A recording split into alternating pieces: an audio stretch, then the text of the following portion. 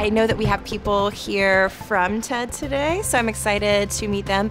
I always love hearing Ranjan speak. I think he's so inspiring. Think of it as putting ourselves on the other side of the counter when it comes to communities. I am super excited to hear from Delta speakers, Sharice Evans, Tim Moy with the Care Fund and Scholarship Fund. What better legacy to leave behind than a legacy of hope and a legacy of help?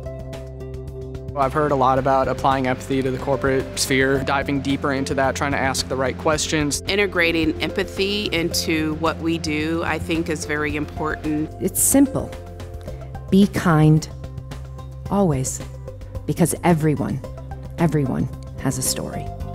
I learned how important it is to make personal connections, both with the people that we work with, the customers that we serve, and obviously the communities that we apply to.